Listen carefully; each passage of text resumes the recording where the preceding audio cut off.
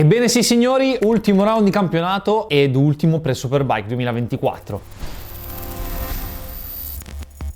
A inizio anno mi prendevano anche in giro sul pre Superbike perché tutti hanno sempre fatto i post delle varie gare di motorsport, ma a me il pre è sempre piaciuto, una cifra. Il giovedì i piloti a World Superbike fanno la track familiarization, ovvero il giro di pista a piedi con i tecnici per guardare la pista e discutere setup e strategie del giorno dopo. E noi facciamo la stessa cosa qui su YouTube, quindi tutti voi in questo momento siete dei piloti professionisti. Scherzi a parte, prima di iniziare, oltre a iscrivervi, e non perché è gratis, ma se vi piace quello che faccio, iscrivetevi e scrivetemi nei commenti se avete suggerimenti per l'anno prossimo, se ci fossero altre cose che vorreste sapere, e cercherò di accontentarvi. Prima di parlare del circuito andiamo a vedere le novità di questo round, perché se per la lotta al titolo sappiamo già com'è la storia, ci sono un po' di interessanti novità sulle wild card. Come vi avevo detto ad Estoril, con l'infortunio di Gardner, altra occasione per Alessandro Del Bianco che avrà un'altra possibilità. Perez la conosce, la moto gli era piaciuta a Magny-Cours e se ci fosse un weekend più tranquillo, non pioggia, sole, mezzo e mezzo, può fare molto bene. Torna Bernardi che continua con Moto X Racing ed ha un'altra possibilità su un circuito che conosce meglio, tra l'altro lui qui sul 600 volava. Mentre per quanto riguarda il titolo, non era caso, sull'onda del podio di Lecuona ad Estoril, Honda porta proprio il tester Nagashima in qualità di wildcard con il team di sviluppo al completo. Ora, Nagashima non è proprio un pilotino qualsiasi, è uno che ha anche vinto delle 8 ore di Suzuka. E voi direte, sì, ma cosa c'entra l'Inghilterra? Ecco perché arrivano fresche di battaglia folle fino all'ultimo giro. Tommy Bridewell sulla Honda Racing UK e l'altra wild card, questa già si sapeva, è Kyle Ryde su Yamaha, vincitore del BSB Superbike proprio in lotta con Bridewell. Quindi queste sono le wild card. Noi torniamo in Spagna perché questo round è circuito di Jerez de la Frontera. In Italia è Jerez, ma si dice Jerez. Intitolazione pesante quella ad Ángel Nieto, uno dei più grandi campioni della storia del nostro sport. Infatti, dopo Giacomo Agostini, in quanto a mondiali vinti, c'è proprio Ángel Nieto con 13 titoli. Siamo nel sud della Spagna, sud-ovest, 200 km dal Portogallo, e qui il clima, anche se è ottobre, dovrebbe essere ancora caldo, molto più che da noi, ma andiamo per ordine. Il circuito è proprio fuori dalla cittadina di Jerez de la Frontera, che è a pochi chilometri dal mare fra Siviglia e Gibilterra. Questa è una delle gare più belle perché la cittadina è viva, perché gli spagnoli sono come noi, sono festaioli, molto accoglienti e c'è sempre qualche evento in giro. Feste a parte, veniamo a quello che ci interessa. Circuito di 4.423 metri, destro orso, 8 curve a destra, 5 a sinistra. Si gira in senso orario e fin qui ok, ma il tracciato di Jerez, per chi non lo conosce, nasconde un sacco di tranelli o punti a cui stare attenti e nei quali fare un errore stupido è un attimo. Stavolta però facciamo il contrario, andiamo subito on board e dopo analizziamo. Ed eccoci qua on board sul rettilineo del circuito di Jerez, rettilineo che non è il più lungo della pista. Si passa sotto il ponte, si imbocca la prima frenata, giù 2 o 3 marce in base ai rapporti al cambio, il punto di corda è lontano perché la curva chiude parecchio, si accelera, qua il problema è l'impennamento perché la pista scollina, e subito in discesa verso questo tornantino a destra, cambio di direzione in questa curva a sinistra che è l'unica del tracciato che si fa senza freni, si esce sul cordolo e si imbocca questo curvone a sinistra che è quello dove Marquez si è infortunato. Attenzione, cambio di direzione per arrivare alla curva Sito Pons, staccata di questa curva che è molto difficile perché è cieca, punto di corda lontanissimo, chiude da paura e soprattutto in uscita la pista scollina e poi va in discesa, problemi di impennamento, si imbocca il rettilineo che è il più lungo del tracciato, si arriva alla curva Dani Pedrosa che è un tornantino, staccata violenta, e quale miglior curva da dedicare al precursore del pick-up. Si alza la moto, si accelera, si cambia direzione in questo curvone verso sinistra nel quale è importantissimo accelerare per fare velocità di percorrenza, e si arriva alla staccata della curva Aspar Martinez. Chiude tantissimo anche questa, punto di corda lontanissimo, righe nere violente in accelerazione. È importante preparare la frenata della curva Nieto e della curva Pelucchi. Sono 2 curve da fare in una volta sola, la moto non si rialza mai e l'uscita della Pelucchi è importantissima per portare velocità nell'ultimo settore che è composto da 2 curvoni velocissimi, ovvero questa curva che è la curva Crivillier più chiusa e la seconda, la curva Ferrari, più aperta. Importantissimo accelerare e non esagerare in inserimento, cambio di direzione per arrivare all'ultima curva, la curva Jorge Lorenzo, dove un sacco di botte da orbi per la lotta alla vittoria.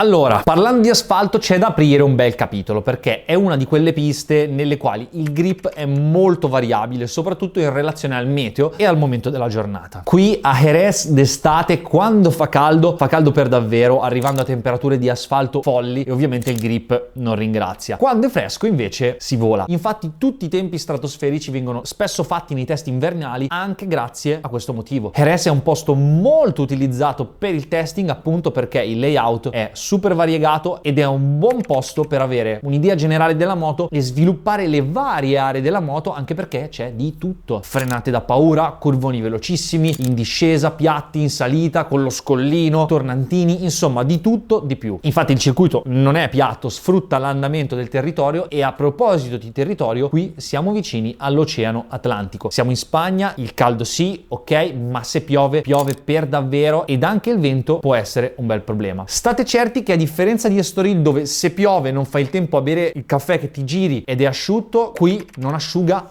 mai. Anzi, oltre a non asciugare mai, rimangono sempre delle chiazze di umido in traiettoria che creano problemi a tanti, tra i quali il sottoscritto.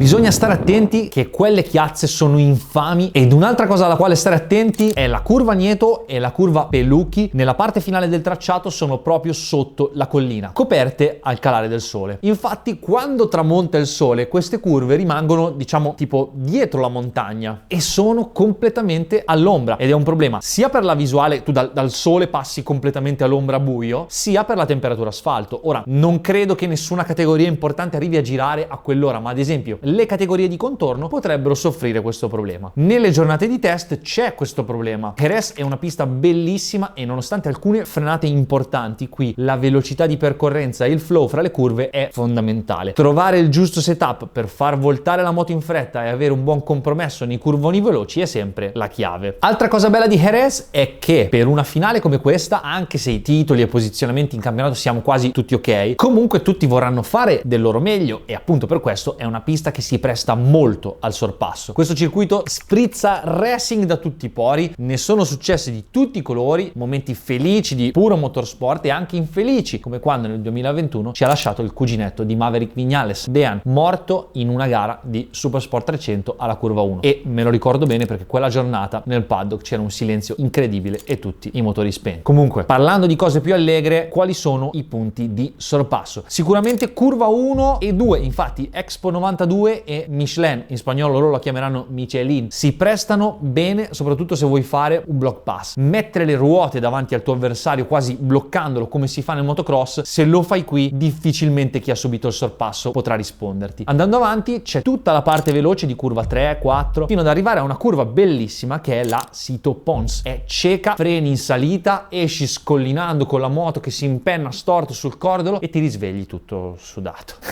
Scherzo. Uscito dalla Sito Pons sei nella discesa che porta alla Dry Sack. Adesso non si chiama più così, si chiama curva Dani Pedrosa, perché Pedrosa è stato uno dei piloti con più podi consecutivi qui a Jerez, e penso che sia la curva più giusta perché al precursore del pick-up potevano dedicargli solo un tornantino. Infatti c'è anche una statua all'interno per la commemorazione. Qui alla staccata della curva Pedrosa si può sorpassare sì, il rettilineo è in discesa e quando fa caldo diventa complesso fermarsi. Tra l'altro questo è il rettilineo più lungo della pista, più di quello dei box. Andando avanti abbiamo un'altra parte veloce fatta da curva 7, 8, curva Spar Martinez. Anche questa è molto bella perché chiude tantissimo. In realtà vedrete che molti piloti usano questa curva non tanto per provare il sorpasso, ma per prepararlo e farlo alla curva successiva, ovvero la curva Nieto, e poi c'è la curva Peluchi. Queste due curve sono come se fossero una sola, non si rialza mai la moto, ma eccetto per la staccata di ingresso della Nieto è difficile passare fra le due, ma non escludo che qualche personaggio possa provarci. Non so se vi ricordate Marquez, Bagnaia. Andando avanti ci sono due curvoni dove il sorpasso non è possibile, non c'è spazio, e se avviene è causa di un errore di chi è davanti. Queste due curve, la Alex Crivillier e la Ferrari, ci portano alla staccata delle staccate, quella che anche se Jerez non ci sei mai stato la conosci benissimo perché è stata il teatro di tanti litigi, sportellate, lancio di chiavi, cadute, perché è l'ultima curva. Da lì in poi se sei davanti al 99% hai vinto, tranne che per le categorie piccole ovviamente, per colpa della scia. Rossi su Gibernau, Criviglier Duan, Marquez e Lorenzo, e chi più ne ha più ne metta. Bene signori, siamo arrivati alla fine, vediamo cosa combineranno i nostri fantastici tre e tutto il resto della cricca, e noi ci vediamo lunedì con il post Superbike.